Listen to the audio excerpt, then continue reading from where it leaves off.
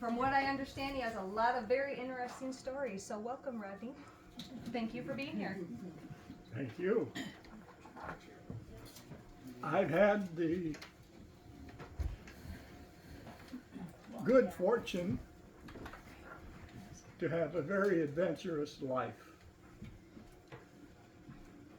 I have beat paths in the country from the Everglades in Florida to the North Cascades in Washington State. I've traveled up the East Coast, the West Coast, across Canada. I've lived in the wilderness guiding elk hunts. I was a park ranger in Yellowstone, wildlife research biologist for the Department of Interior, through the Dakotas. My life has been basically loving and living with wildlife as close as I could get. And of course, those of you that knew me around here knew I had my own buffalo and elk herd right here in Kasuth County. So I'm going to start out with my favorite story because it was such an accidental thing that happened and it changed my life and it was a lot of fun. I happened to be at Washington State University. That's where I graduated from. And it was semester time where I had to pick up the next classes that I was going to have for the next semester. And you had to get your college professor advisor to approve the schedule of what you wanted to take for the next semester. And I was at his office during office hours. See, now this sounds boring already, but wait to see what's coming. How could this possibly be a monumental day in my life to go talk to my professor about the classes I was going to take? Well, he wasn't at his office hours, and his secretary said he's in the top floor of the Student Union building. They have a meeting there. Just go up there and talk to him. So I'm thinking, I'm just going to walk in and see my professor, him sign off on my classes. And I open the door, and it's all full of professors. There's no students in there at all. And, I see my professor across the room, and I say, oh, excuse me, and I started to close the door. And Professor Bob Jonas said, no, the meeting's over, Rod. Come on in. We're going to have dinner. Come and have dinner with us. And there was only one seat open in the entire, it was a room that's bigger than this library. There's one seat open at the head table. And guess who I got to sit beside? You'd never guess in a million years. The speaker was Jane Goodall. And I got to sit right beside her at the head table. And her and I hit it off like nobody's business. I mean, I had just come back from being a remote fire lookout in the North Cascades, the first lookout built in the United States. And I could see into Canada, I could see down to Seattle lighting, the big reservoir of Ross Lake. I could watch the eagles hunting, I could watch the deer running up and down and the bears. Anyway, and we got started to talking, and we started trading stories. And I cannot believe that this happened, but Jane Goodall and I talked exclusively to each other for 2 hours. Nobody interrupted us. Not one soul interrupted Lady Jane and me because they could see we were having a ball. And, I got telling her, this lookout that I was stationed in the North Cascades was built on a mountain ridge 10 miles long. And I had a radio backpack that I could do my lookout, not just from the little cabin on the boulder. I could be anywhere on this 10-mile ridge. And so it was an adventure. I'd take my radio pack and at first cross-country skis, because when fire season starts, there's still snow in the high country. In fact, it was 30 feet higher than the top of my lookout. But every day the sun power that snow just come down and down. And I didn't have to take my ice axe to chop up to see the world out there again. Now I could look right out my windows. And I got talking about, I mentioned that I loved hiking this high country, but in the morning the dew was so heavy that you would be soaking wet from the waist on down. But there's nobody up there but me and a few bears and the deer and the eagles and marmots. I said, so I didn't wear any pants until, what's the point of having wet feet, wet shoes, wet pants all morning when the sun's going to dry it out? And, who cares? So I had my clothes in my backpack. And she says, I did the same thing. Except my grass was taller than waist high. So Lady Jane would strip down totally and have her clothes on top of her head. And her hike depended upon where the chips ended up. Chimpanzees. She was the chimpanzee lady, for those that don't recognize the name. Oh, yeah. She would follow the chimpanzees all day long until they started to build nests. And then she knew where she could find them in the morning. And she's in the Gambia, up in the mountains in the high country. And she would hike all the way down to the base camp, type up her reports and all of her notes. And she had to hike up in the dark, clear up to where the chimpanzees were, their last nest, because she knew that's where the day was going to start. And wherever, they built new nests every day. So if she didn't get to the nest before they took off, she may not find them for several days. And she learned, and as I did, and maybe a lot of you know, that your eyes don't see very well in the dark unless you know how to use your night vision. The color receptors are right around the retina in the middle of your eyeball. And in the dark, you can't see sick'em. But if you learn to look off to the side to where your night vision takes over, you can see things. And I learned, as Jane too, we never carried a flashlight. Never. You turn on a flashlight, your word just disappeared into a 10-foot circle, and you lose your landmarks. You feel the trail with your feet. And when it finally gets just light enough that you can start to see things, you're getting close to where you wanted to be. Well, anyway, she's hiking up this mountain trail in the dark, and it's just a hint of light. And she looks down, and every step she's taking is another step up. It's a climb. It's not an easy level. And between her legs, there was a snake across the trail. And so she froze, and she's staring at it, and she's cheating off to the side to use her night vision side. It's just light enough that she can make out that this snake across the trail between her legs is not a snake, but it's a leopard's tail. And the leopard is sound asleep with his tail across the trail. If she would have stepped 3 inches either way and stepped on the tail, we would never have heard of Jane Goodall. Anyway, that's the kind of stories we got going on, and we just went on and on about living in the wilderness and the things that we saw. It was, for 2 hours, not one professor, nobody interrupted Lady Jane and I. That's my favorite story, and she has been a friend forever.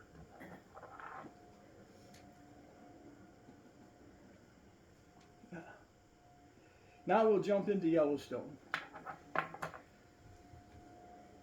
I was a naturalist in Yellowstone Park for a while, and then I was an enforcement ranger for a while.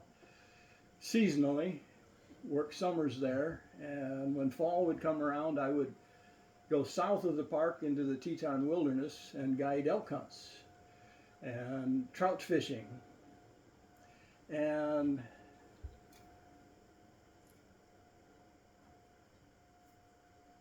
trying to jump between grizzly bears and the grizzly man himself, Jim Bridger.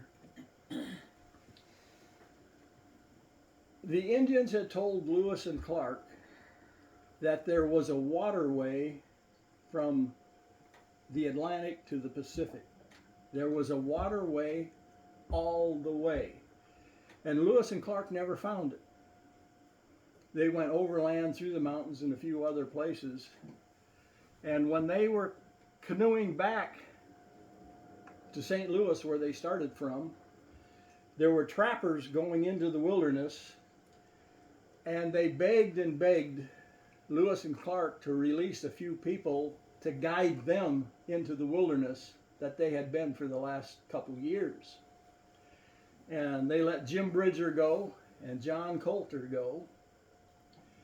And Jim Bridger became friends with the Indians, where I used to guide elk hunts. And they took him to the parting of the waters. There is, and is still there today, a big plateau on top, and it collects a basin of water that runs down. It's called Two Ocean Plateau, and where it comes down and it hits a boulder, and it splits the river basically into Atlantic Creek and Pacific Creek. Right there, you could have taken a canoe up and over and down the other side and got clear to the ocean, ocean to ocean. And there's a sign where this boulder is that tells you how many miles it is to the Gulf and how many.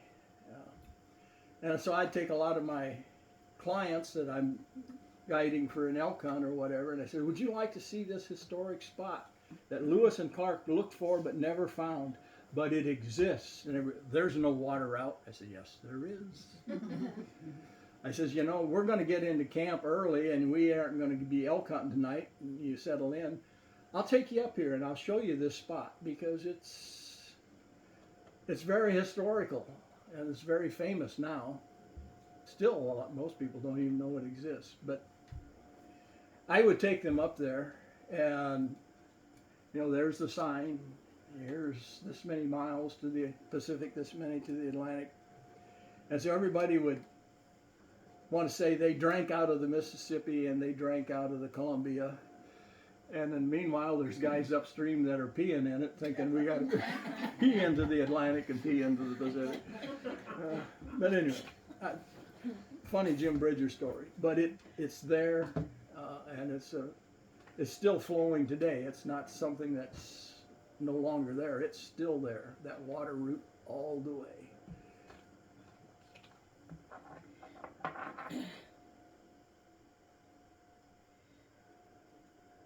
Okay.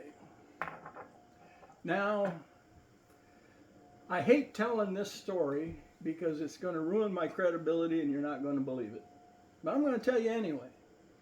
I'm telling you, this is the gospel truth, and it happened.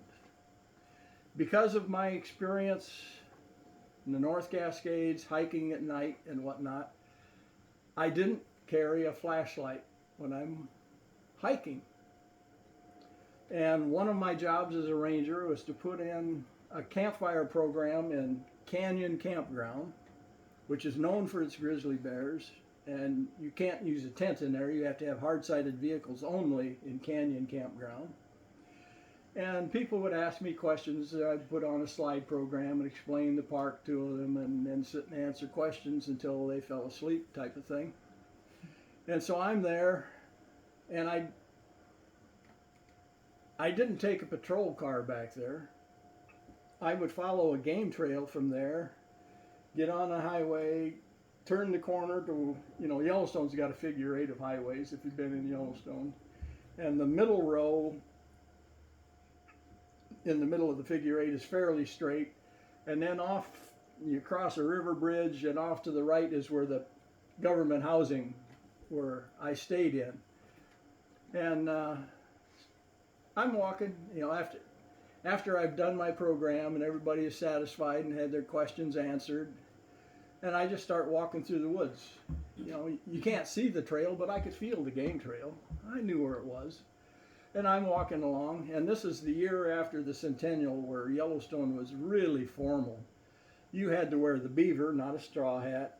You had to wear the jacket, you had to wear the tie, you had to wear the loafers, that street shoes instead of hiking shoes. They were very formal, right after the centennial. Anyway, I'm walking down this trail, and I come out on the blacktop, and I know if I turn left and go about 100 yards, and then if I turn right, I will be headed down this straightaway. And I guess I didn't tell you the important detail here. It's totally black, overcast. Totally. You can't see a thing. You can't see a hand in front of your face. It was that overcast. But I'm feeling the trail, and I'm not minding. I'm feeling quite comfortable until I get out on the blacktop and I have company. And I'm walking down, and here comes pad click, pad click, pad click, right beside me. Right beside me. I mean, I could reach out and touch him if I was gutsy enough. It was a grizzly bear. They make that very distinctive sound because their front claws are as long as my fingers, and they curl them up so they actually have a sixth toe beyond their pad that they hit on that pad, and then they roll onto their claws, and so you hear that pad click as all the toenails hit as they go. And I'm saying, I can't see them. And the temptation was, I mean, it was like a dog on heel. He was right beside me. I could have reached over and touched him, and I wanted to, just to say I did. But I thought I might not get my hand back. Yeah. And so we're walking along, and I'm saying, and nobody's going to believe this, and got to where the intersection is, where the four-way stop signs are, where it turns to the straightaway, headed towards the river that I've got to cross the bridge to go to the government housing area. And the bear's right with me, turns the corner, and we're headed towards the river. And I'm thinking, I don't know how this is going to turn out, but we're walking, and I mean, he stays just like a dog on heel, and he can't see either. That's the clue. He couldn't see a thing either. It was black and zero, no stars, no moon. It was pitch black. The only thing I could see is in the distant horizon. I could see a V notch that I knew that's where the road went straight, because there were no trees in that notch. And so I'm walking towards that notch until we cross the river bridge. And he's step for step right with me all that way. We cross the river bridge where I'm going to turn and go through the woods and go into the government housing area. And he turns and goes the other way down to the beaver dams down below. You don't believe it, do you?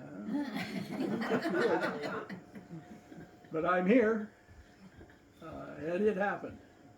It's an embarrassment to say it, but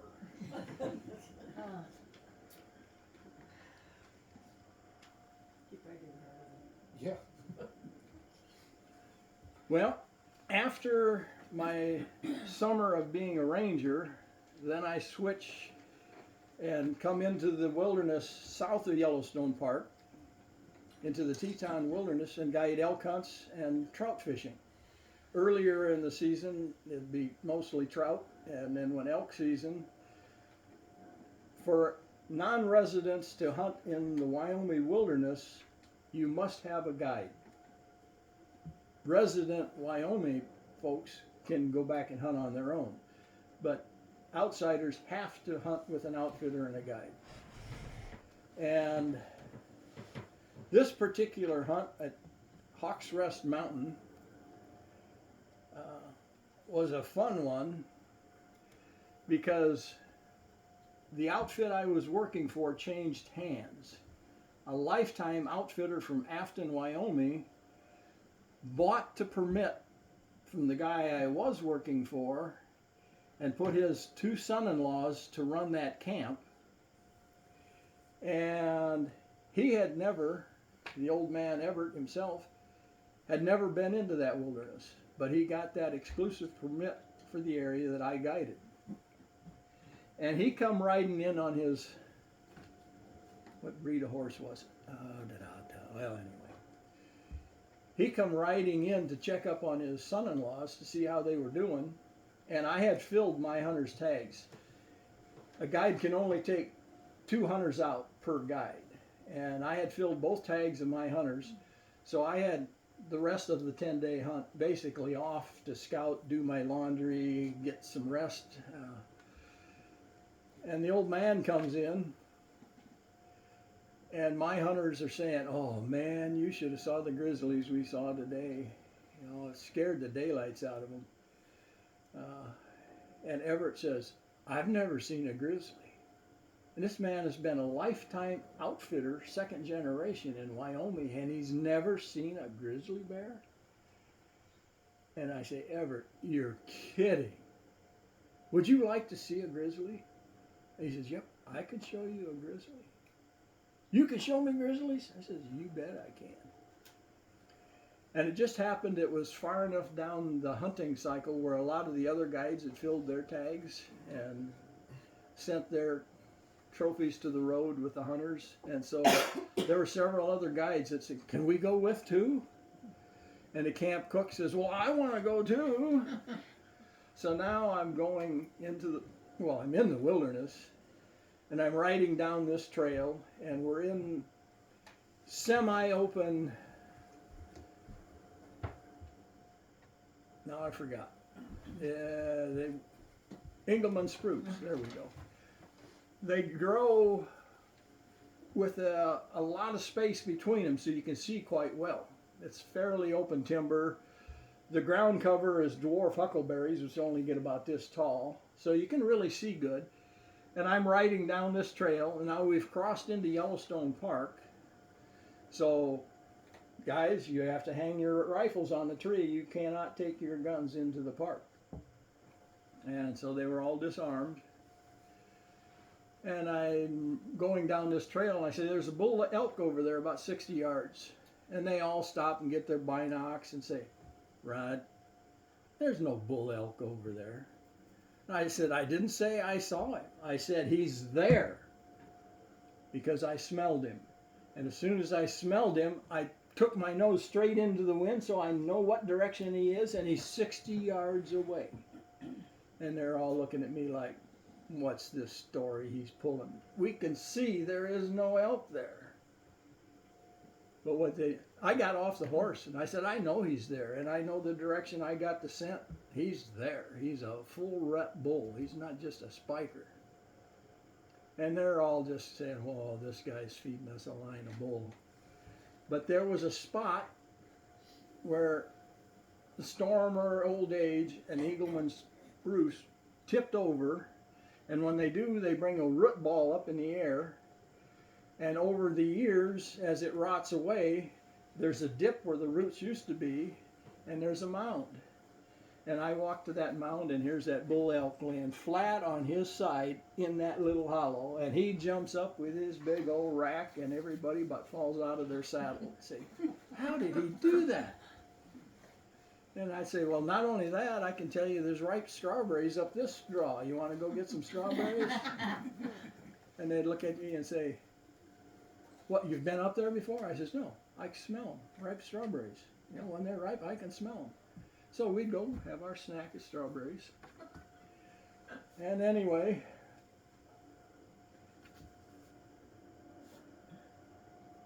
by the time I brought the old man back, we saw 5 grizzlies. The first of his entire life. a sow with 2 cubs, and some stray boars. He was so delighted that he got to see his grizzlies, and he had a foxtrotter. That's what kind of horse he had, which are very fast paced. They can go all day at another horse almost has to gallop to keep up with the foxtrotter. He beat us back to camp by an hour. He was so delighted. He got to see his grizzly bears, and got to see them fairly close. Did he have to pay extra to see the grizzly bears? You know, I was the most successful hunting guide in camp, and I got paid the least of anybody.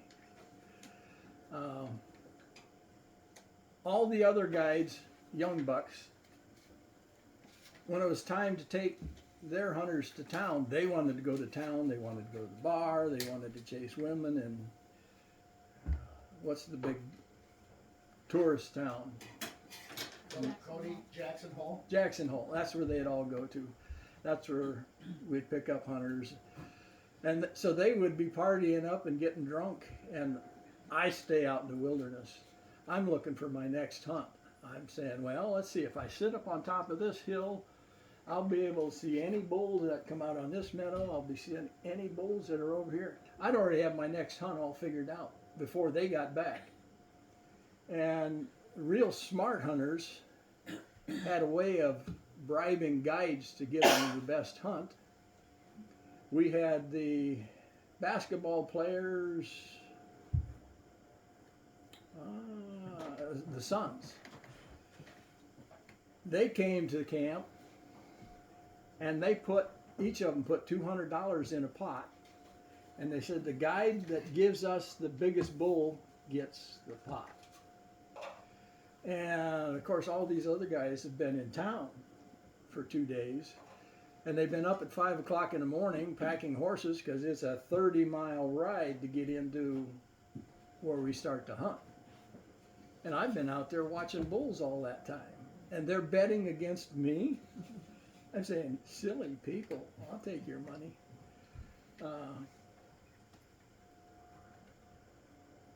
One guy shot a really nice bull, and I'm mad at him for doing it because how he did it. It was unethical, and he's working on my team, and what he did, I wanted to kick his ass out, but I wasn't the boss.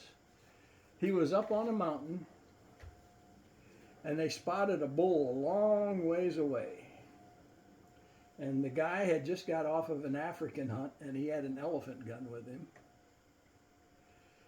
And there were, how many in that party? There were 2 guides and 4 hunters.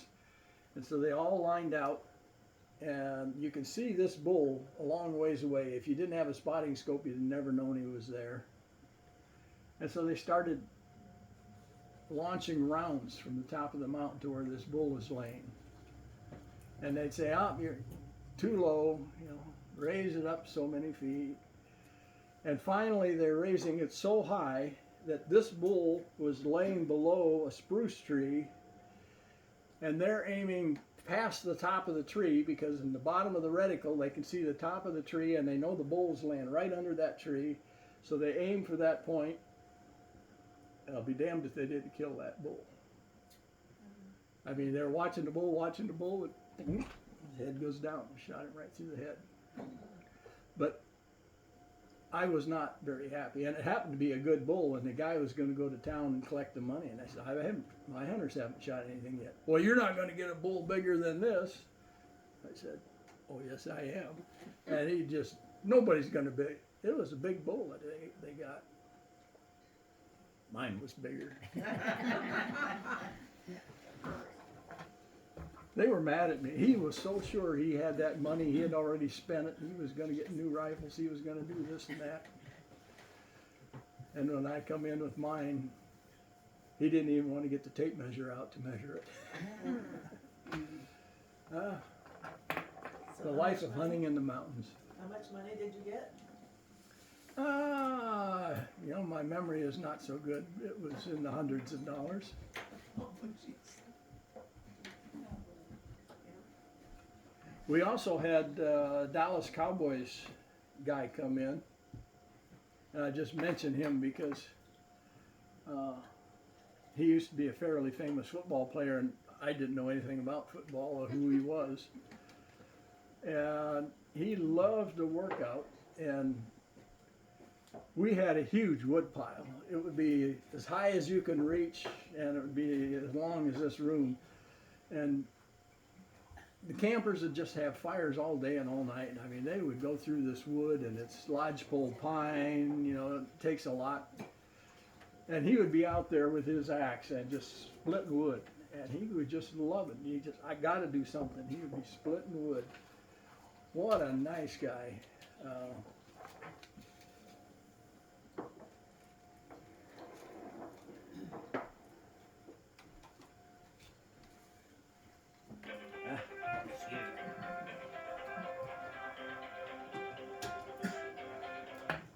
Anyway, I enjoyed the wilderness life there. I'm going to jump to the Everglades in a minute, but let's. What do you do with these bulls after you kill them? I mean, do you butcher them? You bet. Or what? I'll cape them out, take the skin off, save the skulls and the antlers for the trophy, Yeah. and then the meat all gets packed. It takes 2 mules to haul out one elk. Wow. We'll skin them all down and get them ready for them to take to the butcher shop for deboning and whatever cuts of meat they want. But Was yeah, that expensive?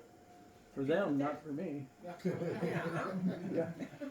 Well, to hunt in this area was expensive to start with, just to Yeah. get a tag. Yeah. Yeah, they all packed their meat home. Mm. And there were plants right there, Jackson Hole, that would process it, whatever. You wanted snack sticks or you wanted steaks or Yeah. whatever. But yeah, it's a long horse ride back. You know, it's 30 miles. And when you're pulling a pack string, it slows you down even more. But it's an adventure. Yeah, it is. It's an adventure people would never forget. And I want to go back there one more time, but I probably won't be able to. Because I had heard about this particular cave that was in the area where I guided, but nobody knew where it was. One ranger did, but he wouldn't tell me. When Yellowstone became the first national park in the world, the headquarters was clear up on the north end. And for Ranger, which was the U.S. Cavalry at the time, patrols, to enforce the rules clear to the south end, they were so far from headquarters they couldn't get back in a day's ride. And there was this cave that apparently was big enough for a whole dragoon troop, horses and all, to go into this cave, and then they could, you know, enforce the rules on the south border of the park and then head back north again. And I knew the cave existed, and I just didn't know where, because apparently it was full of Indian artifacts, and the few rangers that knew where it was didn't want the word to get out. You know, they took people in blindfolded, took them into the cave, take your pictures, you know, and then get out. You know, you can't know where this cave is. Well, I do know where it is now, and I have not been in it. It took some other guides that wrote a book that's about this thick and about this tall that give me the hints as to where that thing was. But anyway. Are you gonna tell any Vietnam stories? Not if I can help it. I like the one about Okay. the guy that wanted you to go back with the helicopter. Oh, You need to tell that one. okay. Vietnam stories. In Vietnam, I was a helicopter pilot, and I had the best job in the world and probably the most dangerous job in the world if you didn't know what you were doing. Because I was an Army warrant officer, and I flew the smallest helicopter. I don't know if you watch Hawaii 5.0, the Hughes 500. That's what I flew my first tour, and then they replaced it with a Bell Jet Ranger, which was a mistake, but my second tour I flew Jet Rangers. But anyway, neither the CIA nor the Navy SEALs had a small helicopter. Their smallest helicopter was a Huey. And when you're going up and down the Mekong and in and out of the jungles, down on the deck, that's not the machine to go. My little Hughes 500 could zip in places that you couldn't get, and to be safe, you either had to be above small arms fire or you had to be down on the ground going at least 70 miles an hour. And when they asked for volunteers to take on this scouting job, nobody would volunteer. And I said, can I outfit the ship any way I want? And they said, well, yeah, well, what do you mean? I said, just what I said. Can I outfit the ship any way I want? And they says, yeah. I said, okay, I'll do the job. Get rid of that minigun, because it's got 700 pounds of ammo in back.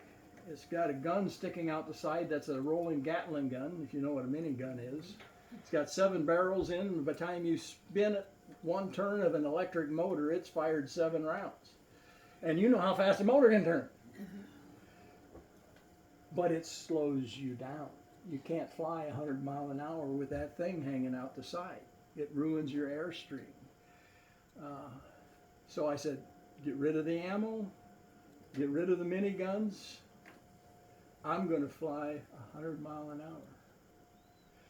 And, as proved to be the case many a time, I would catch enemy troopers walking down trails, their rifles on their shoulder, they're carrying ammo, they're trudging along, and I'm, because down on the ground, you probably know if a medevac is way up in the air, you hear it before you see the mosquito-sized thing. But when you're down on the ground, if you're on the interstate going 70 miles an hour and a trooper comes behind you with a siren, you won't hear him until he comes alongside because you're ahead of the sound wave.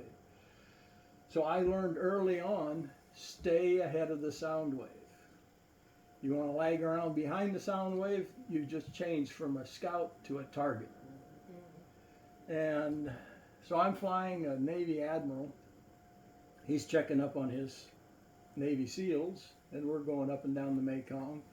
And I catch this string of troops right out in the open, black pajama guys. And he says, hey, let's go back and take a second look. And I said, excuse me, sir. The rules of this ship is you're the boss when the skids are on the ground. When it's in the air, I'm the boss. Now, if you want to go back, I'll tell you what you're going to see. You're not going to see the guys we just saw, because now there's no surprise. Their rifles aren't going to be on their shoulders. They're going to be behind every paddy dyke and bush they can, and they're going to have their finger on the trigger. So if you want to go back and take a second look, hike your ass back, I'll pick you up in an hour. And they said, I think you're right. I flew over 2,200 combat missions in the Yumen Forest and up and down the Mekong, and never come back with a bullet hole in the ship.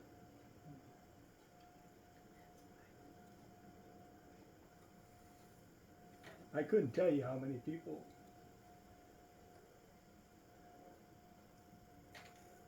that lived.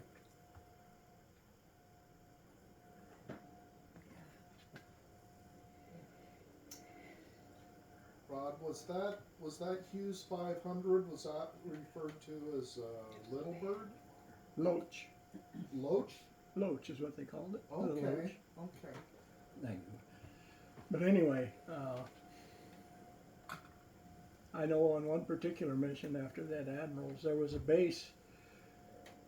They used to put artillery bases scattered all over the country that they could overlap and drop artillery rounds anywhere in the Delta. from one of these little bases. And the bases aren't much bigger than this library.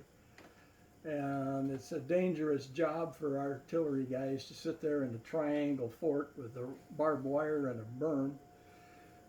And with a little ingenuity, they're not too hard to overrun. And so they would, I would get a call saying, we're being overrun, come get us, and don't go over this area because that's where the firing is coming from. And I'd say, well, I'm low on fuel, boys. I'm not going to sit there and wait for you to get in my ship. When I land, you got 3 seconds to be on board and I'm gone. So you get ready.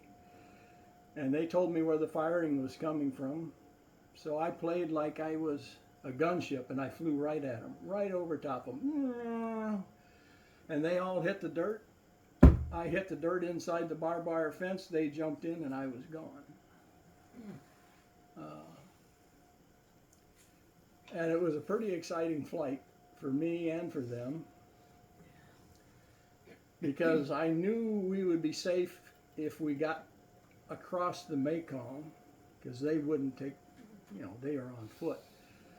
They wouldn't be able to cross the Mekong and run me down. But I was almost out of fuel. And so I told the guys, when I tell you throw, you toss everything out. You toss anything that weighs anything, because this engine is going to quit probably before we get back. So when that time comes, I don't want extra weight in here. I want to be as light as I can be, because it's not going to be a power down. It's going to be just Anyway, we're all going, we can see the Mekong. We can see the Mekong. Oh, we're going to make the Mekong. Oh, we're going to get across the Mekong. And on the other side of the Mekong was, and now my headphones and my dash are lighting up. Low fuel, low fuel, low fuel. And it's screaming in my ears. Out of fuel, out of fuel. But the engine's still running. And everybody's excited because the whole dashboard's lighting up. And I'm trying to make the Mekong, and I'm trying to climb enough so if the engine does quit, I can glide far enough to get on the other side. And I got on the other side, and I called another artillery base, and I said, I'm coming in hot, shut off your guns. I'm not going to stop for anything. I'm going to get as close to you as I can get. And I got over their barbed wire when the engine quit. And it quit close enough to the fuel barrel that we didn't even have to bucket to fill the helicopter. True story. Wow.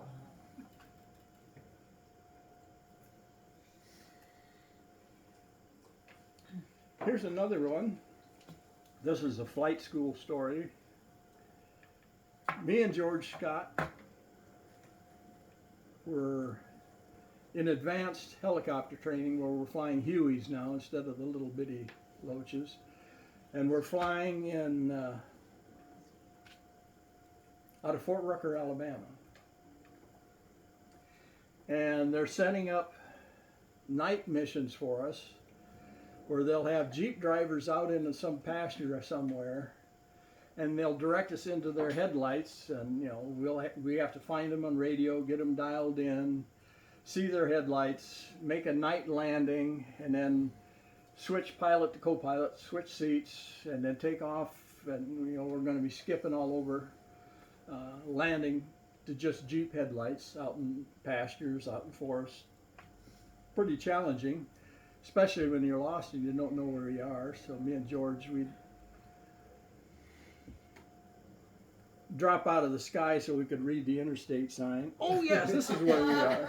Then we'd go back up again. But on this particular night,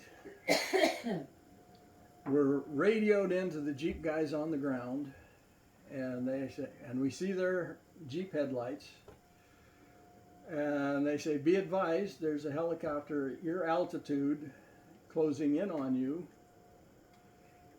And they're over at 70 degrees to the right. And I was co-pilot at the time, and George was sitting on that side, and they're telling us they're getting closer. You're at the same altitude as they are. And the guys on the ground are starting getting pretty concerned. You're in a collision course. And so we're looking where they're telling us to look. And I'm looking, across George, and George is there, and we see nothing. I mean, we can see cars on the road down below, their headlights, and the stars can hide a lot of lights, but we can't. And they're starting to get really excited on the ground. I mean, you're getting close. I mean, you're going to hit. And I didn't see him. George didn't see him. We can't see him. And in the back of my helmet, this red light flashes across my face. And I'm guessing, I don't know. I think they thought they were talking to the other helicopter to warn them about us. But we were the ones in contact with them on the ground. That's the only way it could have happened that I could figure out. And they were so close. When I saw that red flashing light, which is their belly light, I grabbed the stick and laid it over, and we almost took the belly lights out of each other's helicopter. It was that close. Our skids intertwined with each other when we passed. And at the end of the flight, when we got done, the training officers and the TAC officers were furious. We hear there was a near midair out there. Who was it? And, we didn't want to get kicked out of flight school for owning up to it. So we just sat there like, I'm not owning up to this. And I looked around the room and I saw two other red faces. So I had a pretty good idea who the other two pilots were. And he says, nobody's going to get any rest tonight till you tell us who it was. And I really wanted to tell them who it was and how it probably happened, but I didn't want to get kicked out of the... I like flying helicopters. We never did fess up to it, and they finally said, all right, get the hell out of here.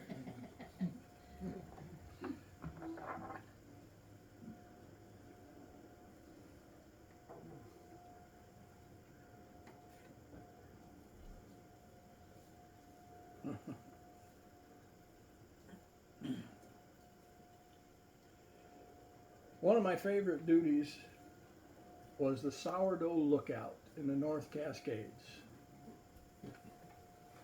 I really enjoyed it. It's the first fire lookout tower built in the U.S. And it's on a 10-mile long ridge, so I don't have to be stuck in the glass house or the tower, which in my case I didn't know it wasn't a tower until the snow melted, but it was built on the top of a rock. When they dropped me off, there's no road going to it. It's a mile vertical climb if you're going to hike up to it. But they take you and your groceries for the whole summer in one helicopter trip. Whatever you can put on a helicopter, they'll drop you off. And they'll send you a helicopter in the fall when the fire season's over, the snows are back. And my introduction to the sourdough lookout, I'm guessing a lot of you probably don't know what an antlion is, do you? You know what an antlion is? We have them here in Kossuth County. They dig in sand a funnel, and if an ant gets into it, the sand is so loose that they go clear down to the bottom, and the antlion is underneath the apex of it, and they'll grab the ant and just pull them under. Well, that's what my lookout looked like. The snow that blew on the high mountain winds, the snow was 30 foot taller than the roof of the lookout when they dropped me off by helicopter. I had to take my ice axe and cut steps down and cut away into the door. It didn't bury the lookout entirely, but it swirled with the wind and left the roof exposed, so I knew where it was and I knew where the door was and dug it out and got into the lookout. And then when I wanted to do my lookout, I had to take my ice axe and chop my way up top. And I could see clear into Canada. I could see Ross Lake below me. I could see the Skagit River on this side. Beautiful country. The Picket Range, permanent glacier ice up there. That was the summer Mount Baker went.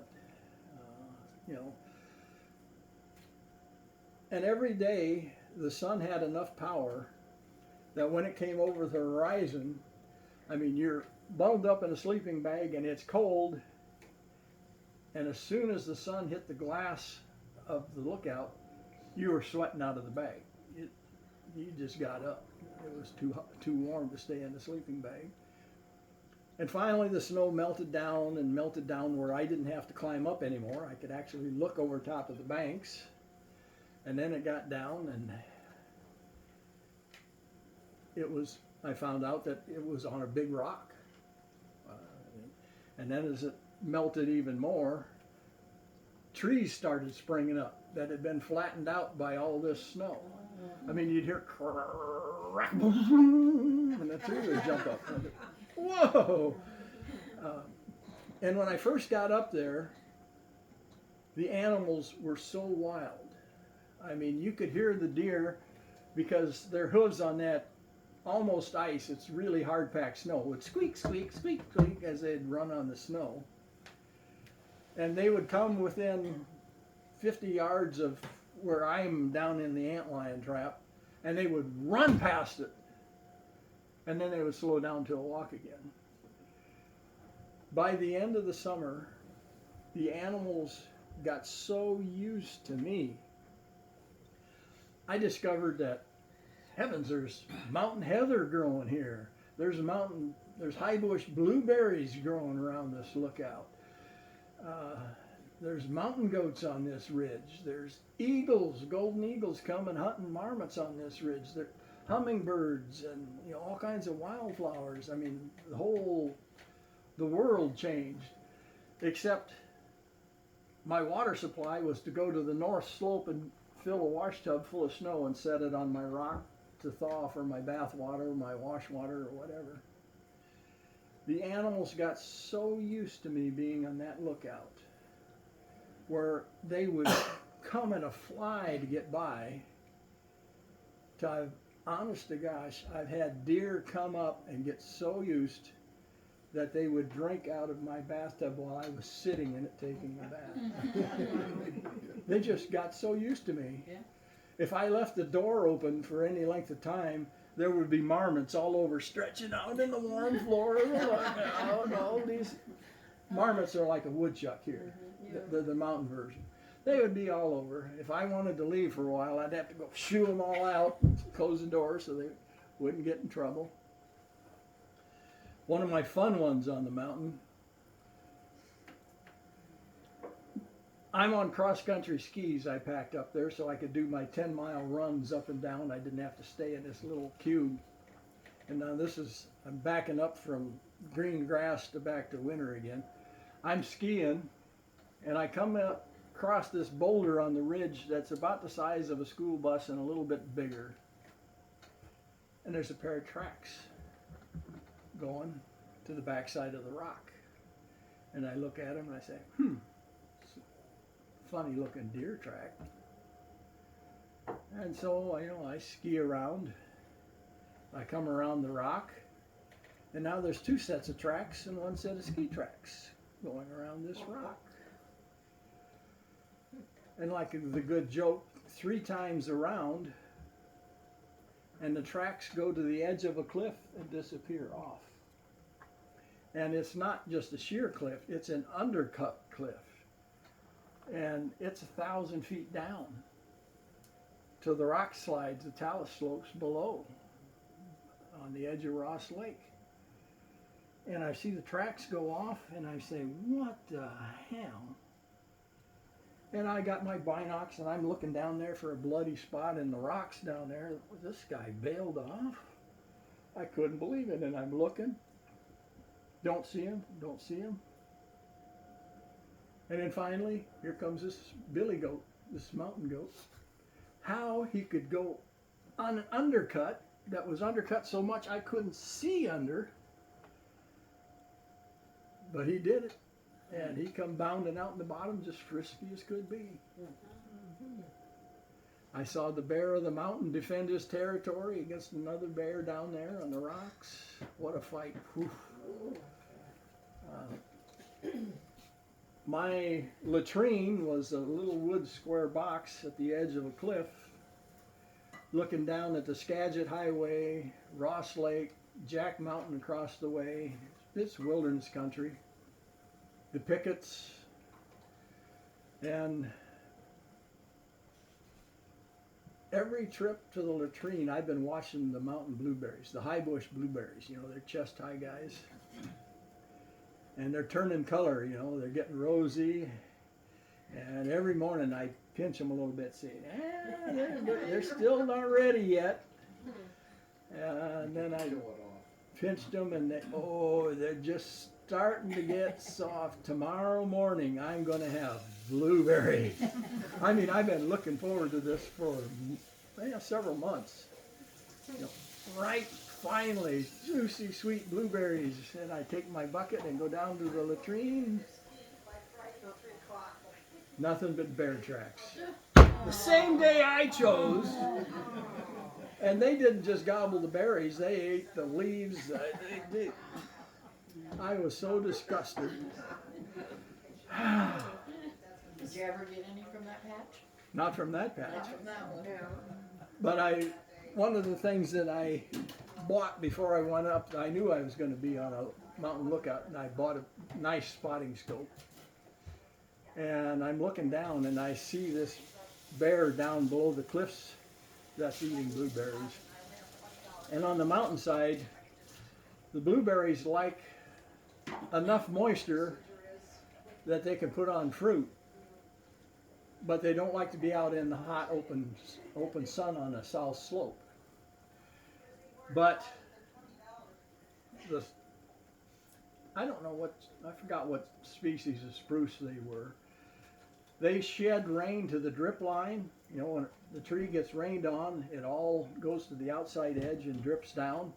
And the blueberries do really good onto these trees. And these trees are only about this tall, but they're quite wide.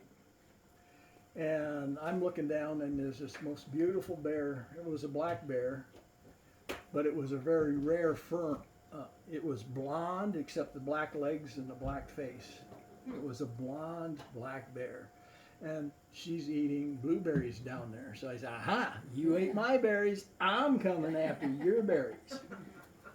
And I thought, well, let's see, if I get this far ahead of her, you know, I'd lose sight of her. And I'd get over to this part of the cliff, and I got over there. And I figured she would just be foraging her way along, and I didn't see her again. And I really wanted a picture of the bear. I wanted that more than I did the berries.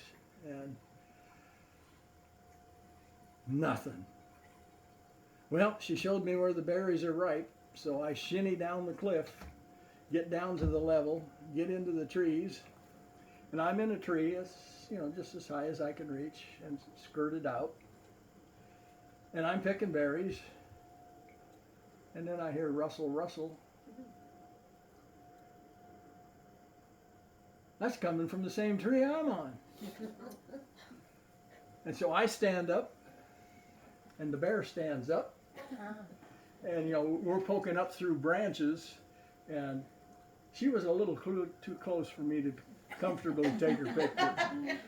I said, I think I'll back off just a little bit. And she was, I don't know whether it was a male or female. It wasn't comfortable either, and it backed off a few yards, so I did get a picture of that beautiful blonde black bear, and I got blueberries. How about the black wolf? The story about the black wolf. That's a good story. I don't think it even made my list. We'll have to put it on there. She's talking about in Yellowstone Park again. And it was quite a story. And I don't know how familiar you are with Yellowstone Park, but there is a pack of wolves in the Lamar Valley. They call them, the Lamar Pack. And about half of them are radio collared, so the Park Service keeps track of what they're up to. And I knew roughly where the pack should be. I knew the Lamar Valley. And there's a trail that cuts off that campers and that can't, it's a dirt track trail. But in my pickup, I can drive around out there and get higher up where the general tourists can't. And this particular day was the first snow of the season. In fact, it closed down Old Faithful. It snowed all kinds of stuff. It really dumped a good snow for the very first one of the season, but I was in the Lamar Valley. And I knew the wolves were somewhere in this valley. And up on the ridge above me, there was a big buffalo herd. There were several hundred in the snow on top. And I thought, well, I'm just going to hike up there and take pictures of these buffalo. And it's a beautiful scene, mountains of snow. Down below, there's no snow. And as I get closer, I can see there's several different groups of buffalo up there, and some have little dots around them. And I'm still quite a ways away, and then I see the little dots get up and move a little bit, and that's the wolf pack that I was looking for. And they had sorted out about 20 buffalo from the main herd, and as I got closer, they were waiting for one of them to make a break and leave the herd by itself. And a heifer of the year before, a coming 2-year-old, got up to leave the herd and make a run for it. And those wolves are just like dynamite. They were all over that. And I'm sitting there with my telephoto, and I'm shooting. And there are wolves hanging on the sides of this poor buffalo heifer. And she smashes into a thicket, a brushy thicket that's about 10 feet, 15 feet high, and it's really thick brush. And she's peeling all those wolves off as she plows through. She's got the power to plow. They don't have the weight to push the branches aside to do what the buffalo did. And I'm getting closer, and wolves are coming out and going back in, trying to find a way to get to this buffalo, because they had her almost on the ground. And they're running out and they're looking and trying to get, and they're in and out and in and out. And way at the far end, I see her come out, that she made it all the way through and got away from them. And they're still looking. And I'm sitting here with my camera thinking they were going to have this buffalo down, and so now they're going to be busy eating, and I can take all the pictures I want, and they're not going to be concerned about me at all. They've got food. They didn't have food, and they're still hungry. And now they're popping out, looking for other ways to get in to the timber, see if they can find this buffalo. And one of them comes up the draw and looks at me as close as me to Dave, stares me down and licks his lips as he's looking at me. And I'm saying, you're supposed to be eating buffalo right now. And I had a pretty good steep cliff behind me, and I kind of backed my way because, it was, they were expecting lunch, and I was not expecting it to be me. Anyway, I slipped off and got out of sight and maneuvered to where I felt comfortable. And they did their hunting call again, and the whole mountainside come up with wolf howls. And I wish I would have caught that on my film while I was filming, but I don't have sound on. And it just sent shivers down your spine to be that close to them doing their hunting call. But they never caught up with me. How close were you on that picture you took? From me to you. Oh, yeah, because it's a really good picture. It Yeah. is. But anyway, The buffalo made it, so did I.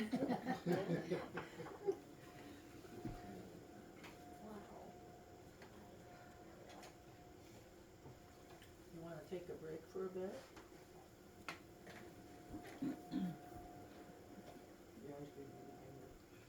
Do you guys need a break to get the coffee and whatever? I'm talking a long time. They didn't say how long I could talk.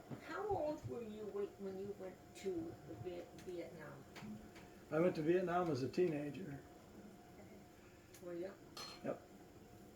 and it was a problem for me because the old lifer supply sergeants and that hated young warrant officers being able to tell them what to do. Yeah.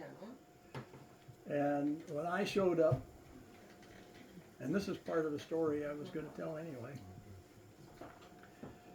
the supply sergeant, I mean, he didn't know me from Adam. I mean, I'm just showing up. And he issues me old used equipment, no mosquito nets, poncho liner that's a ragged piece, and a cot, and a Colt 45 that I've never fired, and one clip, that's 7 bullets. And you're sending me out in the combat zone with 7 bullets? I said, give me a box of bullets, I want to practice. He wouldn't give me a box of bullets to practice. He, honest to God, would not give me a box of bullets to be proficient in that weapon. But I went to night school and I learned the Vietnamese language. Did you? Yes. You're working for these people. If you can't talk to them, what the hell are you doing there? That should have been the first thing they taught you to go to Vietnam, is to be able to speak with the people. Only 2 officers, me and one other, on our time, went to night school to learn Vietnamese. Because when you're working with them, Yeah, you want to know what they're saying. Yeah. and when they're firing artillery, I'd like to say, hey, I'm over here. You know. Yeah. Don't shoot. The other thing I used to hate is How long were you over there? Yeah, how long were you over there? I was in the middle of my second tour when they gave me a choice of choices. Mm-hmm. I had a reputation by then. I had completed over 2,000 missions successfully. Yeah. Never had a bullet hole in a ship. I was flying ambassadors, I was flying generals, I was flying admirals. There would be this, I mean, were you like 19 years old? I turned 20 and 21 in Vietnam. Oh, okay. I was Okay. 19 when I started. Oh, okay. The mission computer printout, that green and white striped tractor feed, the old computer style, would have all the missions for the entire country come rolling out of this computer. And it would list, send the Chinook with artillery rounds to resupply this base, send, you know, Huey's here, or whatever. It would send all these missions, and at the bottom, it would send recon ship with pilot, Mr. Schmidt. I was the only named pilot in the entire list ever that they wanted me specific for this mission. I had that kind of a reputation.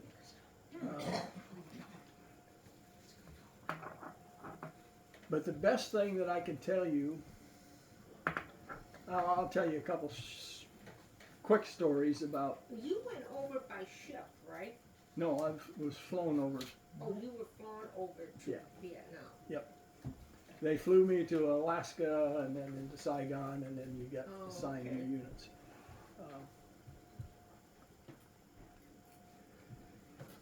One of the things that I'm proud of in my own service is I went through over 2,000 combat missions. Yeah. Never come back with a bullet hole in the ship. Did you ever fly over to Japan? No. You did. No. Okay. At the end of my tour, when I went home, I handed in my Colt 45 and all 7 bullets. I never fired a shot. I never killed anybody. And I'm pretty proud of that. I used to do things that nobody else would do. I would fly into a little hamlet, a little village, all by myself, land my helicopter, shut it down, sit in the middle of the village, and wait for the kids to get so curious they couldn't stand it. They would come out, and I'd give them candy, and I'd set them in the back seat of the helicopter, and I'd get them giggling, and then pretty soon the older people would come out and, what are you doing here? They could see I didn't have a gun, I didn't have a rifle. I said, I'm here to help you. And I could speak their language. A child's vocabulary, mind you, but we could communicate. And so then the old men would come out, and they would start to tell me stories. And I tell you, I was so impressed with the ingenuity of these people. I should have brought a map of the Delta country where I flew to show you these beautiful canals that are built there. And they're straight as an arrow for a couple hundred miles. And then it looks like a rib cage of a fish, a main channel and all these side spurs out so they could get their rice to market. The richest rice bowl in the world was that part of the Delta of Vietnam. And I asked him, how did you guys put this in so straight for 300 miles? How could you do that? And he says, I tell you, see that grass hut over here? That's where I was born. And so was my father, my grandfather, my great-grandfather, and he could recite 20 generations were born in that hut. He said, I've never been more than 10 miles from this in my entire life. I said, then how did you make a straight canal like that? And he pointed off in the horizon, and there's this mountain sticking up. You see that mountain up there? Yeah. He says, we had a spotter up there, and he had us all lay out a pile of brush piles. And on the right weather, he'd say, light your piles on fire. And the spotter would say, pile number 4, move so many rods to the left. Pile number 8, move it to the right. Until they had all the fires in a straight line. And then he'd say, dig. And they would go with their bamboo grass baskets and by hand dig a canal that you could take a ship up. Oh, wow, really? They didn't dig it that deep. They were smart enough. They knew the river, the Mekong, was going to clean it out. Yeah. They got it channeled. And the river cut it down. And they piled as much dirt as they could on the banks, and that's where they built their houses and their villages. And as the river carved it down, you could take an LST Navy ship up it. Clear into Cambodia. And then they made all the branches. And of course, the more the river carved, the more the delta grew. It dumped dirt downstream. Now we got more paddy ground. What a beautiful system. What a beautiful country. What a contented people. Until we got involved. And I'm not happy what my country did. My country, and I didn't know it at the time, assassinated their president. My country appointed Madam New, the new president. My country agreed, because they thought we would win the election, to have North and South hold elections for the whole country. And my country found out they were going to lose the election, so they canceled their election. That's when I resigned my commission, said, I'm going home. I can't work for you anymore. If you can't do an honest day's work, if you can't honor your word to give them an election that you know Ho Chi Minh was going to win, and you just canceled it, because I can't work for you anymore. And I caught the next plane for home. They offered me a captain's commission to stay, so I can't do this. Anyway, Interesting.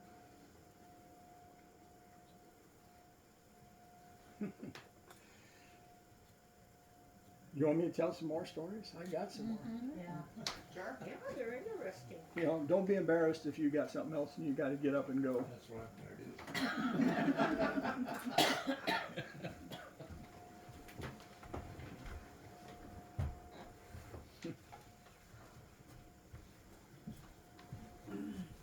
Did you tell your Everglades And that's what I'm going to do right now.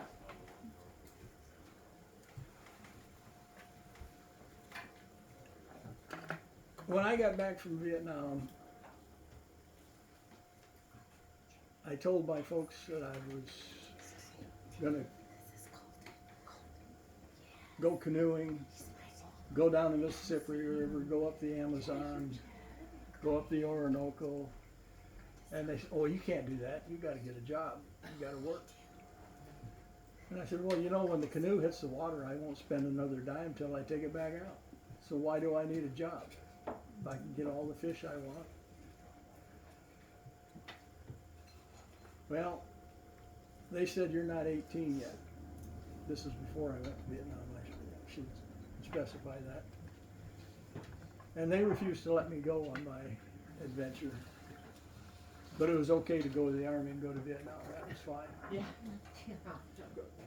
Rod, did you get drafted then, or did you just go in? The Army had a program where if you're drafted, you're going infantry. Okay. And I heard about this warrant officer pilot job. And I thought, you know, I already know how to shoot a rifle. You know, they're not going to teach me much about that. I'm a pretty darn good hunter, pretty successful. I might as well come out of here with a career. I want to fly helicopters. So I signed up to be able to go to flight Okay. school. So I volunteered for that.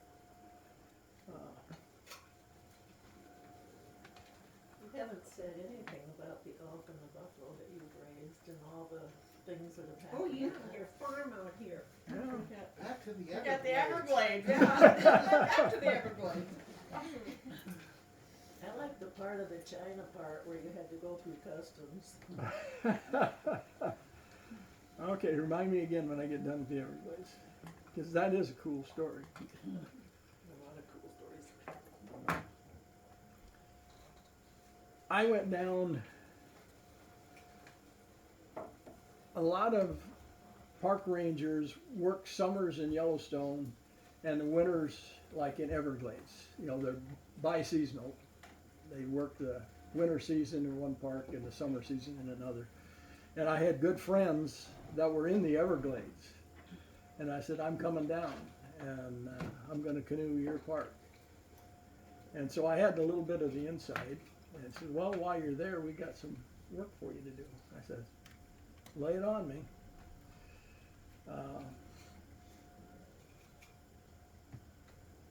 Most people, when they go canoeing, they'll put their canoe in one place. Well, they'll haul it to someplace and dump it off, and then they'll drive back and, you know, canoe one way. And I said, no, I'm going to start right here. And I'm going to consider when I get to Everglades City on the coast, that's my starting point. And then I know how long it's going to take me to get back. So if I'm bored and I'm tired and having a hard time making a living out here, I'll just quit and go, you know, canoe back. If I'm liking it, I'll canoe to the ocean. I'll go back up every stream that'll float a canoe till it won't. Then I'll drag it over land, and then I'll canoe the next one going back to the ocean until I get bored. And I don't get bored easily. And anyway,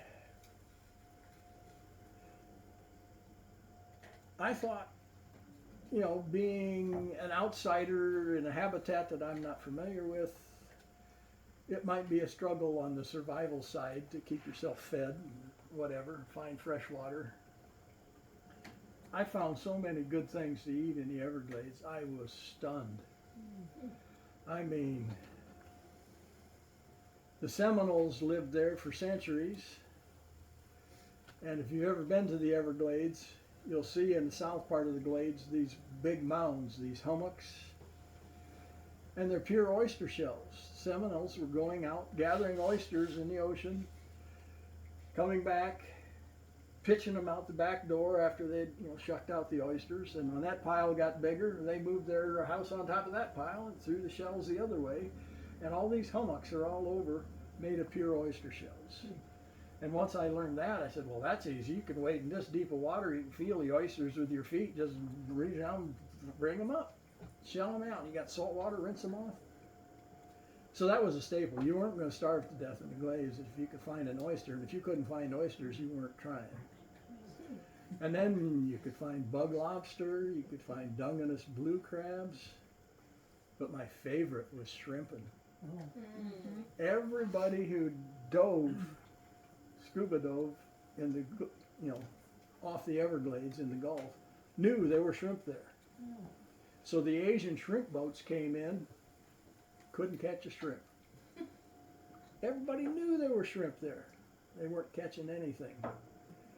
Then one day, they got caught with their nets out with a hurricane coming in, and they couldn't pull them in, so they had to stay out all night and ride the storm. And come daylight, their nets were full of shrimp. And they discovered that the Gulf shrimp were the only nocturnal shrimp in the world. Having heard that story and found a calm enough sea where I could take my canoe safely out past the breakers, knowing that they come up to the surface to feed at night on the plankton that's floating on the surface, and then fish come up underneath them to get shrimp, and the shrimp just jet off of the water and fly out like popcorn. You can see like a whale spout going off. It's shrimp escaping fish. Well, what could be easier? Just slide my canoe right in there, and a percentage of them plop in the front of the canoe. And they need water to jet off.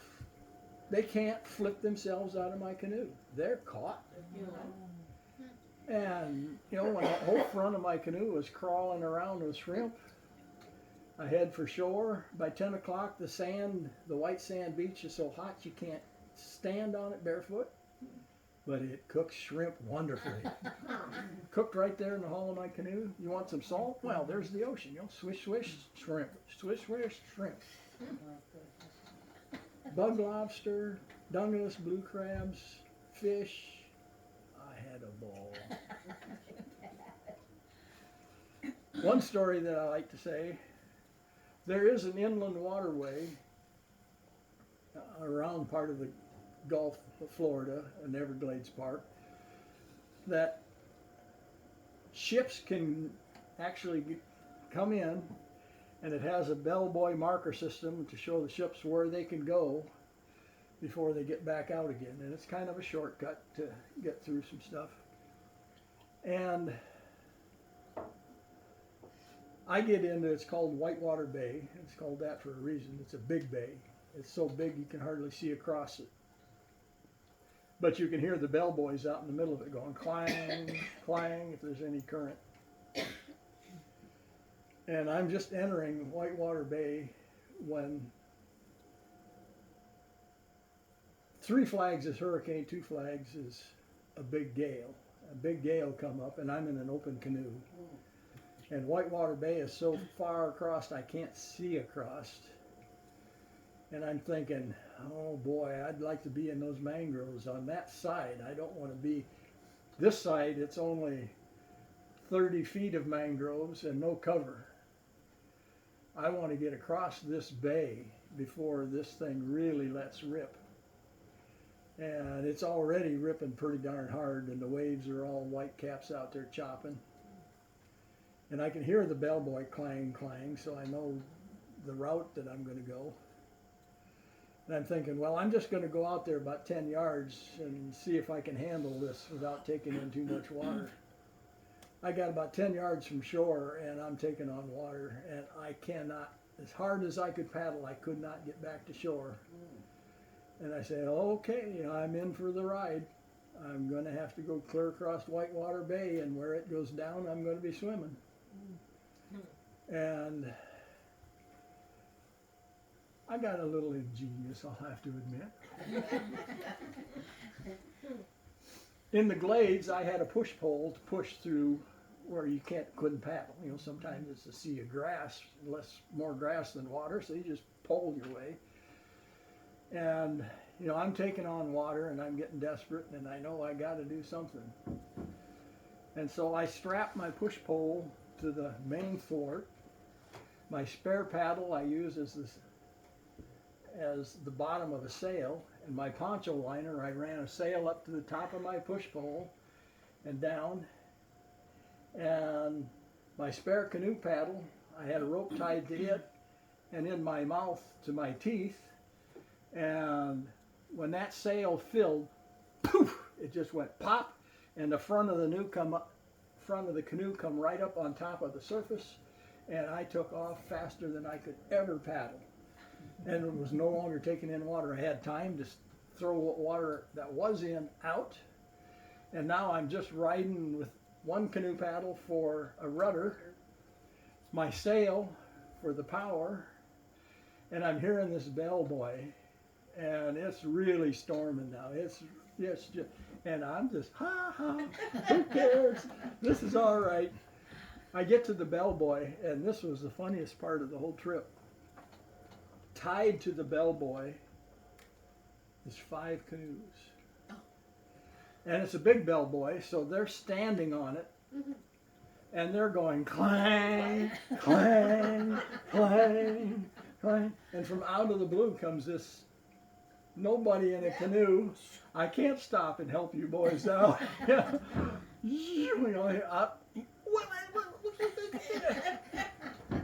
Did I say what it said on the side of the canoe? USMC Rec Club. I bet those Marines were telling stories about this mirage that came out of nowhere.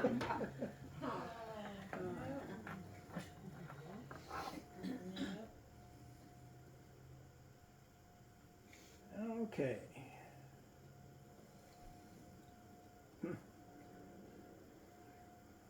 Well, anyway, the Everglades treated me really well.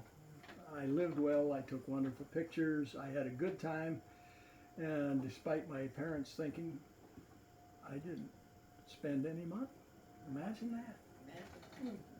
And when I left the Everglades, I went up to the Okefenokee and started canoeing that. And they saw what I was up to and where I had been, and they said, we're wanting to hire a naturalist. How would you like to have a naturalist job in the Okefenokee? Temptation, but I turned it down. Sometimes I wished I hadn't. But, yeah. Okay, where were we?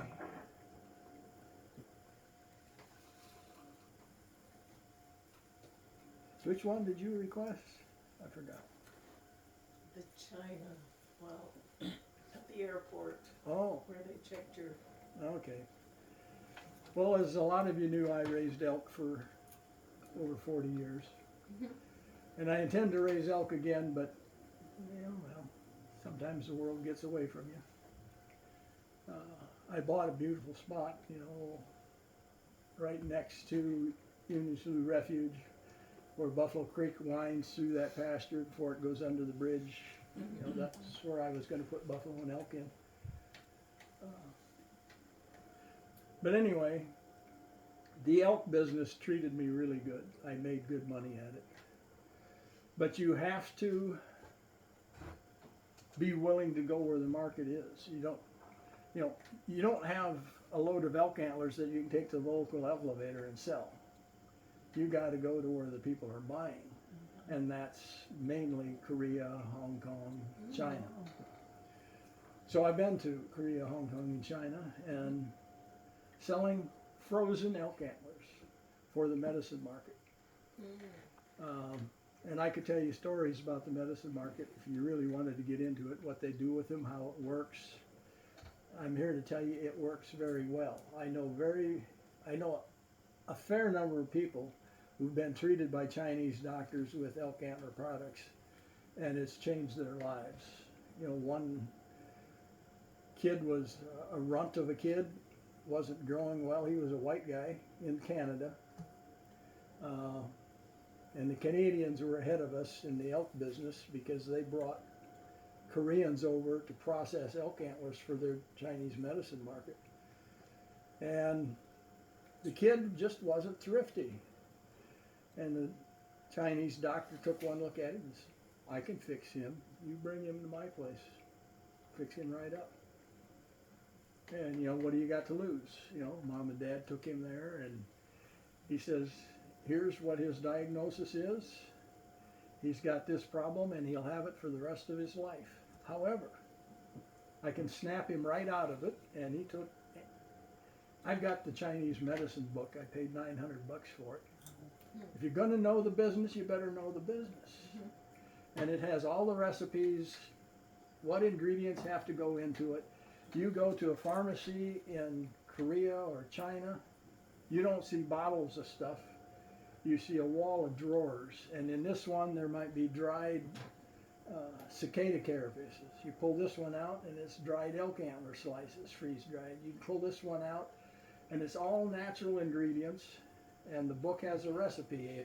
If your symptoms are this, this, and this, here's how many of these you need.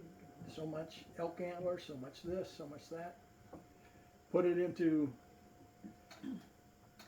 the pharmacy there in the hospital. I mean, it's a fluorescent lit, white walls, stainless steel. I mean, it's a modern hospital. Their pharmacy has a row of couches and a row of pressure cookers that are this tall, and scales where they're weighing out so many elk antler slices, so many cicada carapaces, so much whatever. You know, from bare gallbladders to what. And they throw it in, put it in the flash pressure cooker, and say, here's your medicine. When this bowl is gone, it should last you 3 weeks. Come and get another one, and we'll keep you going. And this unthrifty kid, whose parents are friends of mine, they've been raising elk as long as me. Their kid, from an unthrifty kid, turned out to be an all-conference football player. And in college, he would call mom and says, go get me another bowl. I'm starting to go down. He could feel himself losing thriftiness. She'd give him another bowl. Doctor, they'd flash it for him, and he'd snap right out of it. And he's doing fine today. You know, whoever thought you could stick needles in you and do surgery on somebody? But I've seen it done. I mean,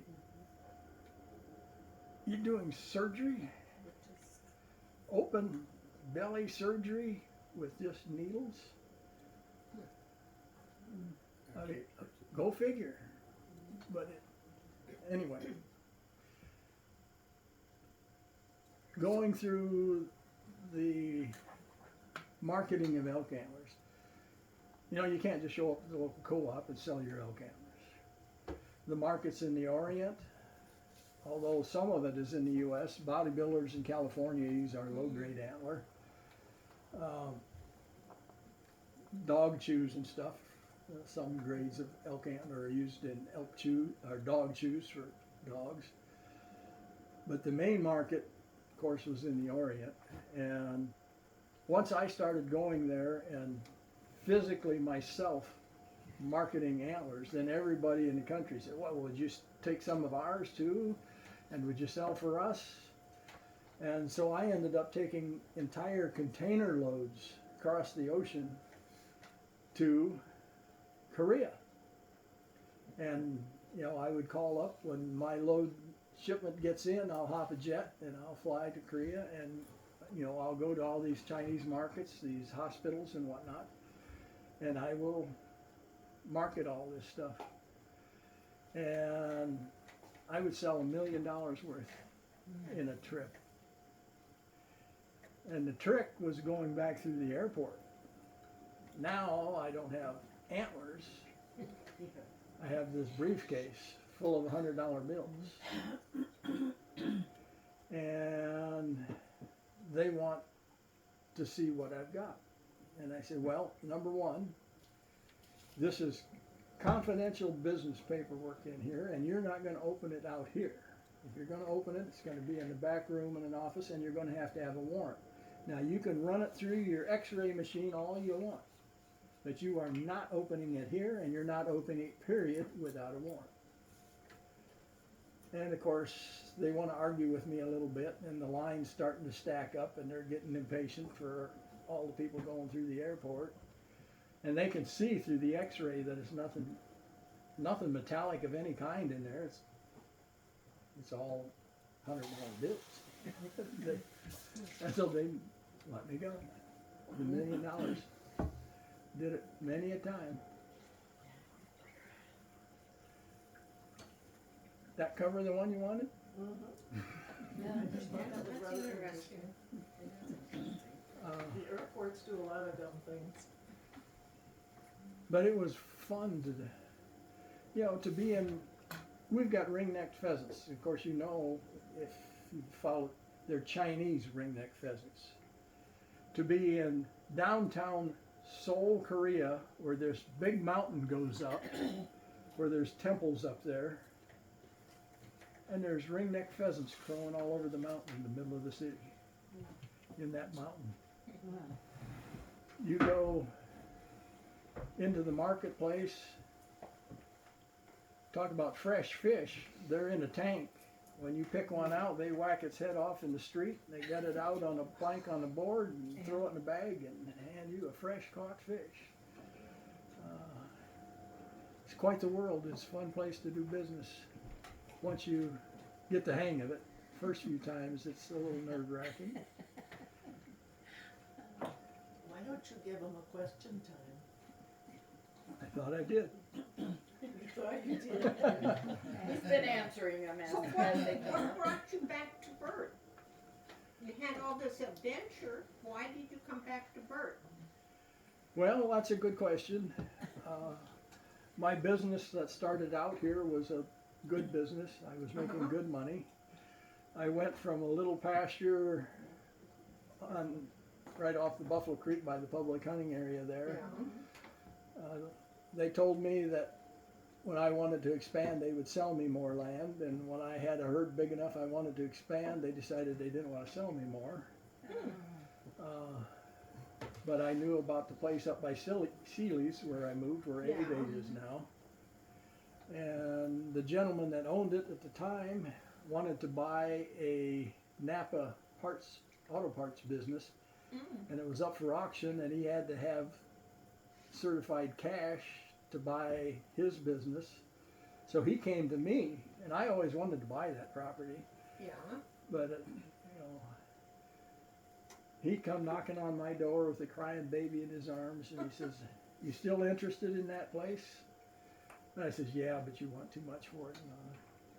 And he set a price on it, and I said, "I'll have you a check in the morning." And I bought it that quick, and made good money. My elk herd went from 12 to 100, and from then on it was easy making money. So where did you buy your elk from? Where'd you go? I bought them from other ranchers as calves that were inexpensive, and after 4 years I was having calves of my own, and the nice thing about buying calves is they can't challenge a fence because they're not strong enough to jump it or fight it. And by the time they are strong enough, they're old enough to breed, and that's home. And a story about that ranch that I doubt anybody besides you're going to find out. This really happened. We got I got to remember the events, how it started. We had a heavy rainstorm that flooded out my bottom timber where my elk were, over top of the fence. It killed a few elk that were in the trees because they couldn't keep their head above water. When the water come up, their antlers got snagged in the trees, and I lost a few. But most of them swam right over top of the fence and were in the neighbor's bean field. And I knew they were there. And from the road, if you looked over, you probably thought maybe it was a bunch of deer heads sticking up in the soybean field, but it was my elk heads. But you know, what am I gonna do? My fences are underwater. I can't fix it. I'm gonna have to be paying this farmer for some soybeans. And I was ready to accept my responsibility for that. And they were out there for, jeez, enough that the hill they were on was eaten down to dirt. I mean, it was black dirt. They ate it that much down, but they stayed in my section. They didn't cross the road. Then who knows where they would have gone. And I'm up on my new house that I'm building, up shingling, and I'm pounding and making noise, and here comes all my elk back in the corral to be fed. I didn't even have to chase them. The water went down enough that they could get back in on their own, and they all came back. What a delight. So if I was starting over again, that's what I was going to do where I'm at now, is bring calves in again until it's home. And then I probably shouldn't tell you what I was going to do. I was going to open the gates and let the elk run, so we had wild elk in Kasuth County again. They've got the whole refuge to run. And I started to do a project like this up by, what's the park with all the Indian mounds? Effigy Mounds. Near Effigy Mounds is a lot of state ground, state forests, perfect place for elk. And I approached the DNR about introducing elk to that area because the economy was right for it. The elk were making money. And they said the farmers there would not tolerate those elk. You can't put elk out there. They're going to destroy crops. And I said, have you ever talked to them? And they said, well, they just laughed at me. You're wasting your time. So I went up to that area around Effigy Mounds, and there's a state forest near it, and there's some private ground between it. And I talked to the people that own the private ground, and I said, would you be interested in getting in the elk business? And they said, yeah, we could put up elk pens out there. And so I held a community meeting. I said, how would you people like to have elk running in the wild in your woods, in this whole neighborhood around here? Now you're going to say, but they're going to be in my corn and my beans and they're going to eat your crops. And I said, yeah, but do you know how much that elk is worth that's eating your corn and your beans? How about if for every place you could show me damage that elk from this project have done, we will issue you, because the DNR doesn't have any elk anymore. The only elk are privately owned in the state of Iowa. And the DNR wanted to regulate it, and I said, show me your elk.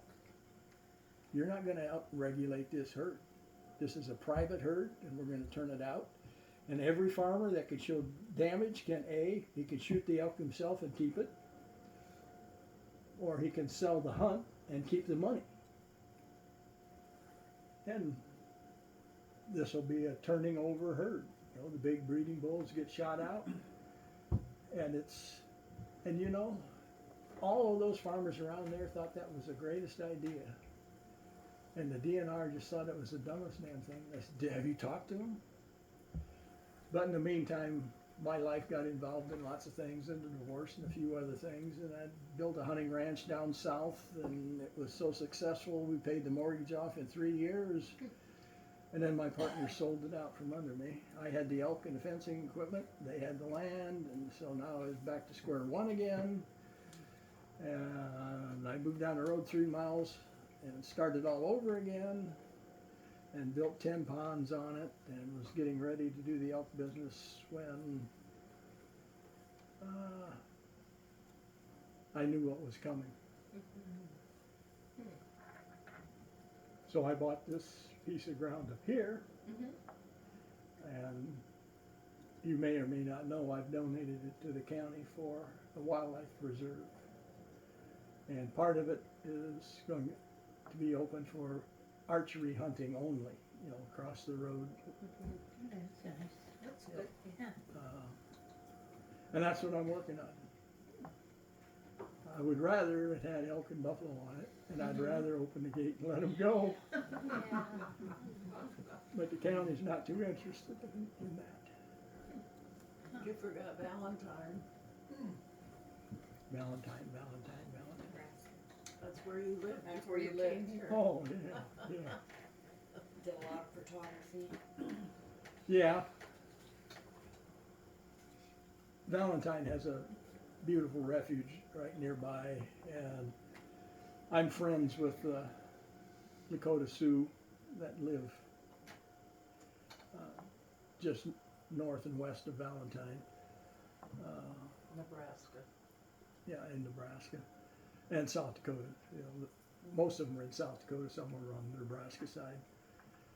So I had lots of friends up there, and then I had a refuge that already had elk and buffalo on it. So I was out there spending my sweet time trying to buy adjacent land to it. Did you have any free time? You're a busy guy. Yeah, You were But you retired. loved it, huh? He was retiring, and that's why he moved to Valentine, and he moved into the town of Valentine, and he's not a town person. Okay, yeah. it's a nice town. I enjoyed it, but if somebody was sold me land adjacent to the refuge, I'd have been gone, and I'd be there You'd be today. there. Yeah. But anyway, But it's better here. it's here. It's not what I would have done on the long term, but it's a good project. You would have been happy here if the Union Slough people would have taken your land and put buffalo elk on it, Mhm. Yeah. like you wanted, but they Yeah. wouldn't do it because Yep. They said that's a deal breaker. If you put Yeah. buffalo and elk on it, we don't want it. it's too much work. Huh. Too much work. What I wanted was to bring all the heritage wildlife that were here back. I was going to reintroduce prairie chickens here.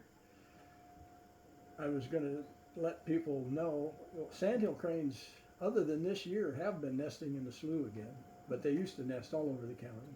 Whooping cranes used to nest between here and Algona. Oh, yeah. And so I've been out photographing whooping cranes, I've been photographing sandhills, I've been photographing all the heritage animals, and when they finish the new exhibit in Algona, I want to have that heritage exhibit that there were wolves here, there were prairie chickens here, there were whooping cranes. The price of your cornfield, this is the price. You don't have it. The people who lived here before didn't have any of your corn, but they lived off of this land. And you could, but you chose not to. Now here's the choice. Give them a break.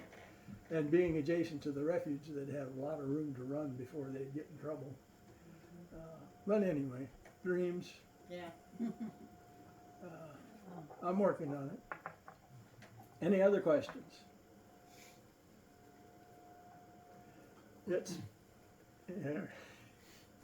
I wish you would tell a story about when you and your friend were on leave at Vietnam and you went to Australia. Do you remember that one? About the sailing trip. Oh, the skydiving trip? No, the sailing trip. Where you and him were gonna. Remember? Oh, yeah, You're yeah. gonna sail around the world or something. Yeah. A buddy and I, who flew together, he flew the same kind of missions I did. We went on R&R to Australia together, and he wanted to go jump out of airplanes and do some parachuting, so we did that. We had this wild scheme that we were going to buy a sailing yacht and sail around the world. And we happened to find a guy in Sydney Harbor who was from Oregon, who was doing some repair on his sailing suit. He had a triple mast. And, we stopped and visited with him. He said, we'd like to go out sailing. Is your ship ready to go sailing? And he said, well, yeah, we can go sailing. And of course, some of his stuff was not all put together, but it was good enough to sail. And so we're out sailing out around Australia, and a storm comes up.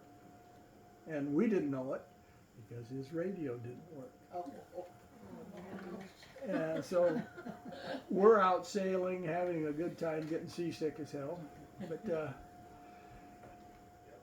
we see all these boats and ships coming into Sydney Harbor. It's like, what's going on? Why are all these people coming into Sydney Harbor now? And we didn't know that a hurricane was coming. And nothing like riding a hurricane out, puking your guts out to decide that's probably not what we're going to do for the rest of our lives.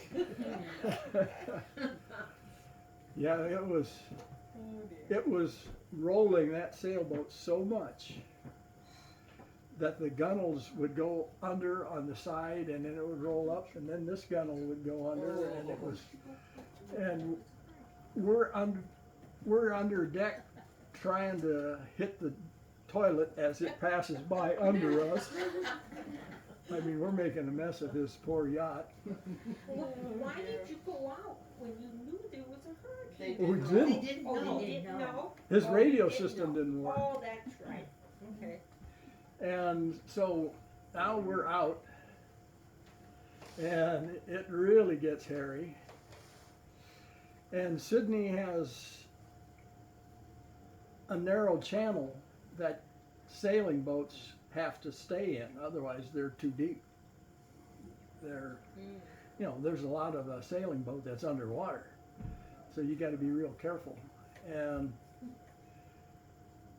we're working and sicker and greener, and the wind is so strong that it rips the mainsail from top to bottom. And so now we can't maintain a good heading sailing, and a fishing boat comes along and throws us a line. But he forgot sailboats have to stay in deep water to go into the harbor.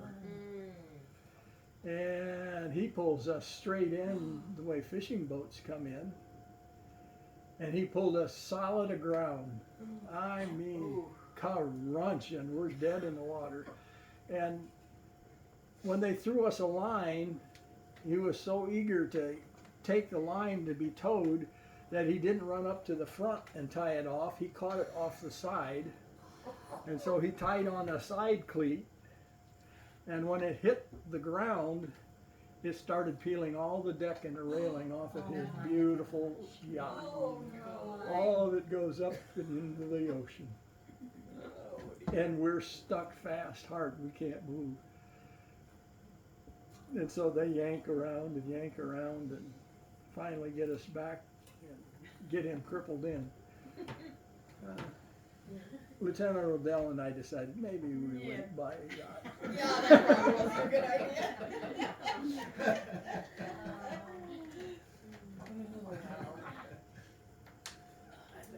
Any other questions? Well, here's a short one. It shows you how your government works and doesn't work. As to say, Chris can tell you very much how much it hasn't been working now, but this is, I was the lookout up on Sourdough Mountain. And so I didn't see any office bulletins or job opportunities. I mean, there's no mail service out there. And if the weather was such that there wasn't any fire danger, then I could hike off the mountain and get me a half-gallon ice cream and pig out and, you know, see the town for a while and then hike a mile straight back up there, get back up in my lookout. And when I came down, there was a notice on the bulletin board of a job offer. Now keep in mind, I was already in government service. I was already with the Park Service. I was ranked. I had been with the Park Service for about 8 years. I could fly a Bell Jet Ranger. I could fly a Piper Super Cub. I was a wildlife biologist. My degree is in wildlife biology. And here's this job announcement that says we're looking for a pilot to fly a Bell helicopter, the small version, the Bell Jet Ranger, to count cattle on BLM grazing allotments to make sure they don't have too many cattle on it. Then go back and count the elk. Oh, is this a job for me or what? Low level flying, counting instead of being way up there flying. I mean, down on the deck again. And after you've got a good elk count and the cattle allotments aren't over their number that they're allowed to graze on government BLM ground, then you get in a Piper, Super Cub with a gunner in back and go shoot coyotes all day. Oh, And I hear tell that they could, on an average day, shoot 300 coyotes a day. Wow. And I mean, here I am, a wildlife biologist. I've got a law enforcement degree. I've got all the qualifications of these aircraft, and I know elk, I know cattle, and I know low-level flying. Somebody has read my resume to make a job just for me. And I called the phone number. Now, here's the catch-22. It closed, the job offering closed 2 days before I saw the notice. 2 days. And I called him up. I said, did you fill that job yet? He says, no. I says, well, I've got these qualifications and, and sorry, deadline's a deadline. Clunk. Hung up on me. That's a government. And I called him back again. I says, aren't you interested in getting the most qualified man for this job you possibly can? Show me somebody who has got a resume better than mine in your aircraft doing what you want done. Sorry, a deadline's a deadline. Clunk. I didn't get that job. I would still be that there. would have been a good one. If I would have known politics then like I do now, I would have called my senator and said, hey, if they haven't filled that job, I want it. get me at least a chance to Right. interview for it, because it should have been my job. But, oh well. Wasn't meant to be. But you've had a lot of fun without that job. Yeah. Yeah, but I had a lot of fun with it too. But anyway, other questions? I got more stories, but you've been Well, you very better- patient. You better quit. These gals are gonna be tired of sitting. You can always come back. One more you should tell us when you were living out at Buffalo Creek. And when you first moved out there, and like when you were trapping and smoking carp and all of that stuff, plus working at Snap-on and Lordson's and all of that. Or what about the little guy that sat on your shoulder and ate the mulberries? I'll come back to both of yours. Because the one she brought up is too much fun to pass by. As you may recall, I had a farm not too far from Mary's where I had a few elk and a few buffalo. And it was not you, it was your sister who came up to the house one day with a baby woodchuck. And she shows me this little tiny baby woodchuck. And I said, where did you find that? I was, well, it's by this hole by your driveway down here. And I said, well, we got to take it back to its mother. And she was kind of, Sarah was like, well, but no, we got to take it back to Mama. So she took me back to where the groundhog hole was. I set the little baby woodchuck down, walked back to the house, and it followed me all the way back to the house. Clunk. Okay. So I got out a baby bottle and mixed up some milk for it, and was gonna start feeding it. Was holding the bottle. Heck, it grabbed the bottle itself and just drank it down. And then it would be outside grazing in the grass. I thought, maybe it's weaned. And I learned later that mother woodchucks do that a lot. They take their weanlings to an abandoned den and, you know, leave them. Well, anyway, this one took a real good liking to me, and it would, the things that we did together, that woodchuck and me, I used to go swimming in my pond every night, and the woodchuck would run down there with me and jump in the pond and swim out and get on top of my head while I swam laps. Oh my goodness. I used to come to town once a week when they had euchre tournaments at the bar. John Anderson used to be my partner and my woodchuck. I would come to the bar, the woodchuck would jump in my pickup, walk out, walk into the bar, go say hi to everybody, sniff around, and then when we'd start playing cards, he'd crawl up in my lap, and then you'd hear, Oh my goodness. you had a comment? Oh. You forgot about the mulberries. Oh yeah. The woodchuck and I had a fun time. I mean, it liked me. It would go everywhere. I'd be working at Snap-on, and I'd come home and get at the end of my gate, and I usually left my car on the other side of the gate because the buffalo could rub on it if I left them in the buffalo pasture. And that woodchuck would hear the gate go clank, and you would hear dee dee dee dee dee dee, and you see this torpedo coming through the grass.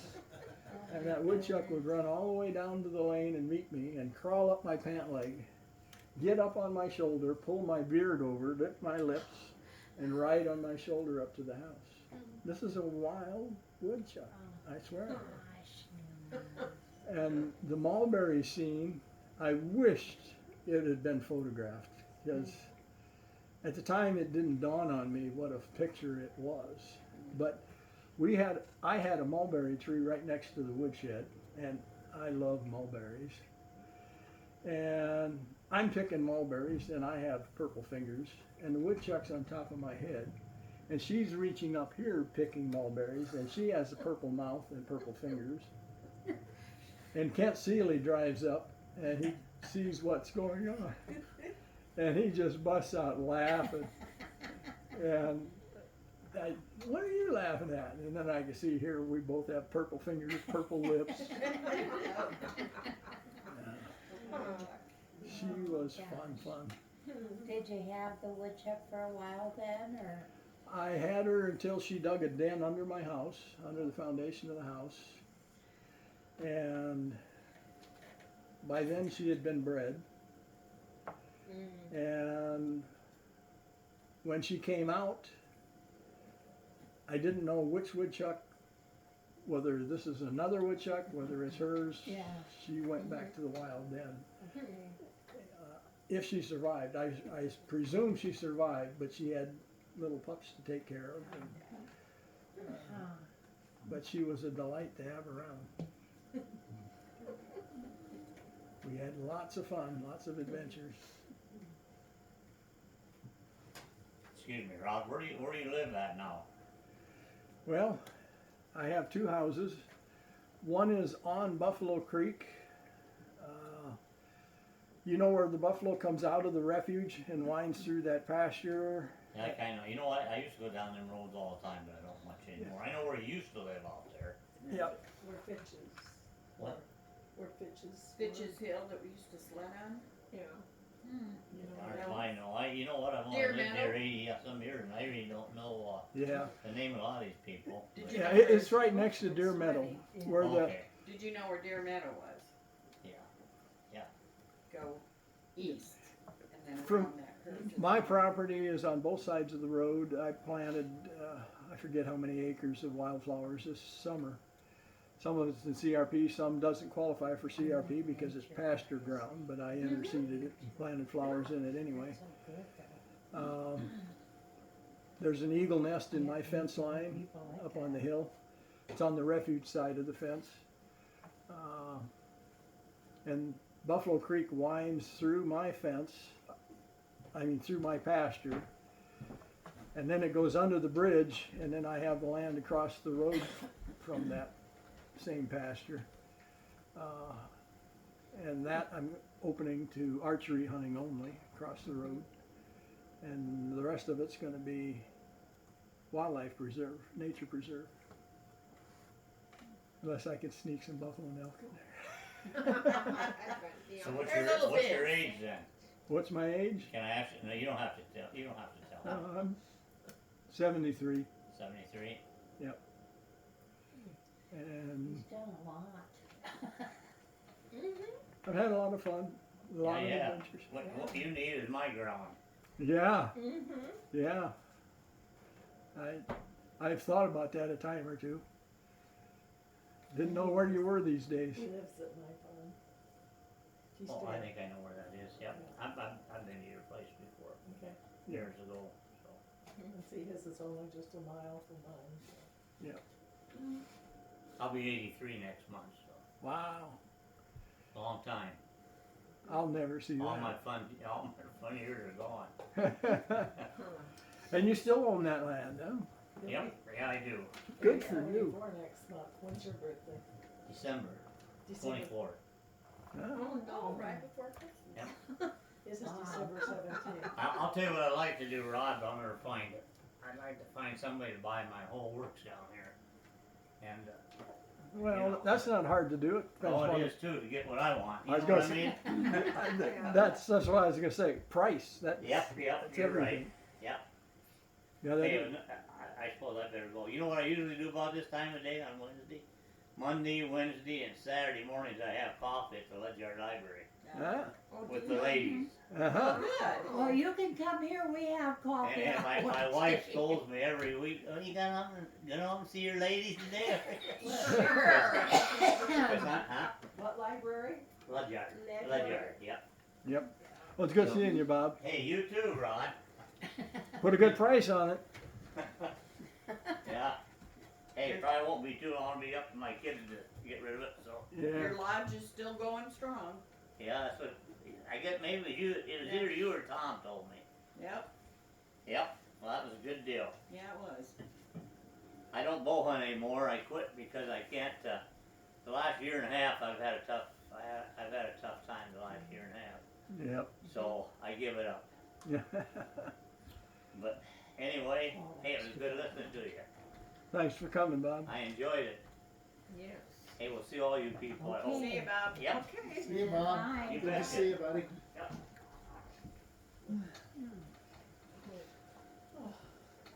I'm worn out just listening.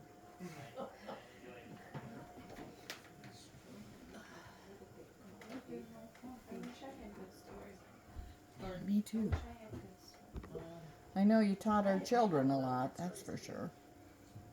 I don't remember if I talked about the near mid-air collision. About the what? The two helicopters, yeah. Yeah. That was That was her. that was the closest I've come in this lifetime. You've done a good job. Did he say so? Thank you. Yes, thank you so much. We appreciate it. Thanks for the treats, Mary. No. Did you get it? I did. Chad will love it. I will love it. No. It was very good, very good. He has talked many times about everything he's learned when we were out there working with you. Many, many times. I can't believe that you've been around, you've really done a lot. Yep. Northwest to the southeast, everything in between. Yep. We should keep saying somebody's gonna have to take it Yeah. over. I don't think. Well, thanks for coming, Colton. Yeah. Getting the rig set Yeah, up. thank you for speaking to us. Yeah. You got time to go out to the ranch, or you gotta head home? How far is it? Not very far. 3 miles, 4 miles. Did I have time? Yeah, it's not very far. I guess, really, I gotta ask my mom. She's my ride. Yeah, that's probably the best. I assume she has time.